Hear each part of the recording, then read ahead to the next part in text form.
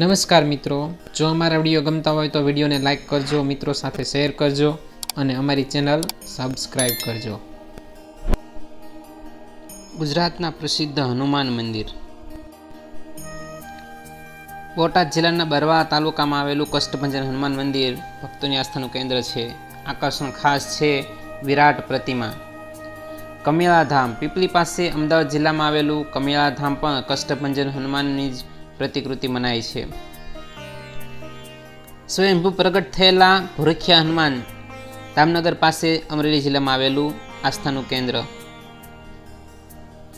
જન હનુમાન મંદિર જાંબુઘોડા, જિલ્લો પંચમહાલ.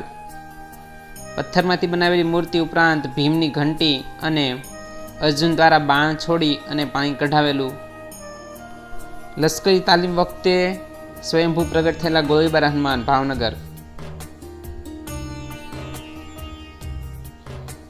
બાલા હનુમાન જામનગર. છેલ્લા 52 કે 53 વર્ષથી અખંડ રામધૂન માટે જાણીતું બાલા હનુમાન મંદિર. બજરંગદાસ બાપા એટલે કે બાપા સીતારામનું જન્મસ્થાન ઝાંઝરિયા હનુમાન અધેવાડા ભાવનગર પાસે આવેલું છે. હનુમાન દાંડી સંકીર્તન મંદિર બેટ દ્વારકા જિલ્લામાં આવેલું, જ્યાં હનુમાનજી અને તેમના પુત્રની મૂર્તિ છે.